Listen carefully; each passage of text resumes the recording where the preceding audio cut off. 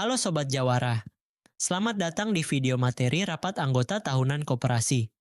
Yuk, kita simak bersama video berikut. Secara umum, penyelenggaraan RAT dibagi menjadi dua tahap. Pertama, tahap persiapan, dan kedua, tahap pelaksanaan. Supaya lebih paham, mari kita bahas satu persatu. Dalam tahap persiapan, terdapat 8 poin umum kira-kira ada apa saja ya? Langkah awal adalah membentuk panitia.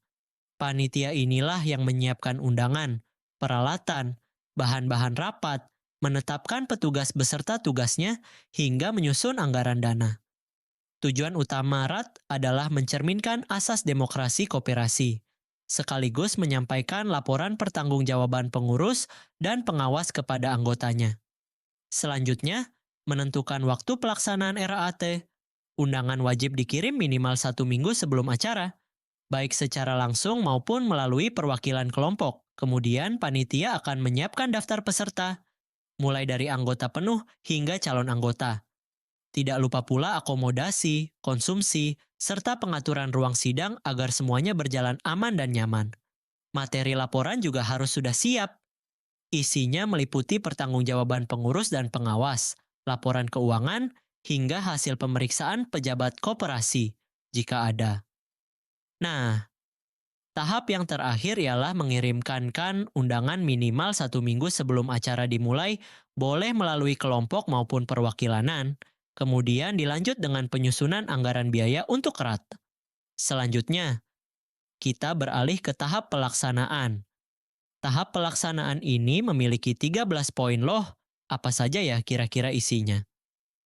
Mari kita bahas bersama satu persatu melalui video ini. Simak baik-baik ya sobat. Pada hari pelaksanaan, semua dimulai dengan registrasi daftar hadir guna, mempersiapkan penghitungan quorum, serta mempersiapkan kelengkapan bahan dan peralatan untuk RAT. Kemudian, acara pembukaan dipandu oleh pembawa acara, diikuti sambutan ketua koperasi dan para pembina. Sidang pleno pertama fokus pada pemilihan ketua sidang dan sekretaris. Hal ini sangat krusial, karena pimpinan sidang harus paham mekanisme serta isu-isu yang akan dibahas. Setelah itu, sekretaris mengumumkan jumlah peserta hadir dan ditetapkan quorum untuk memastikan rapat SAH secara aturan.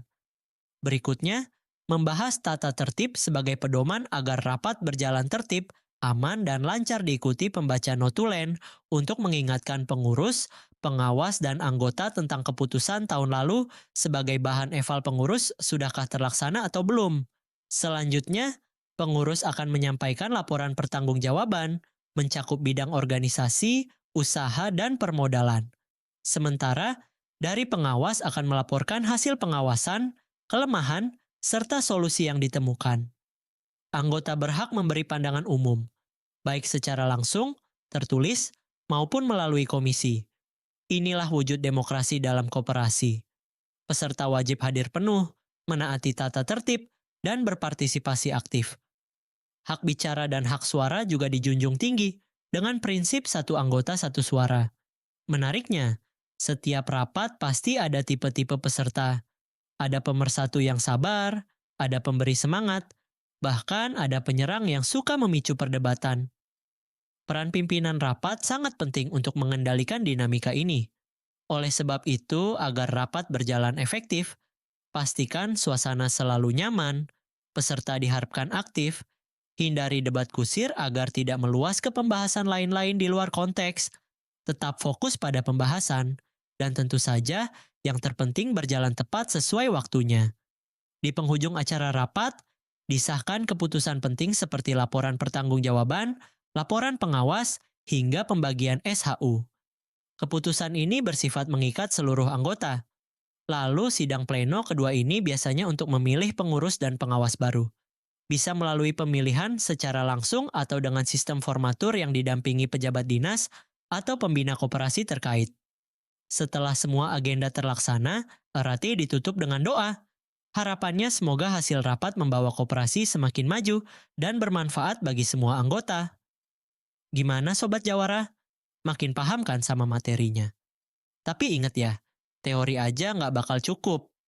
Biar makin nempel di kepala dan gampang kepake pas praktik, Kalian wajib banget coba kerjain soal-soal berikut.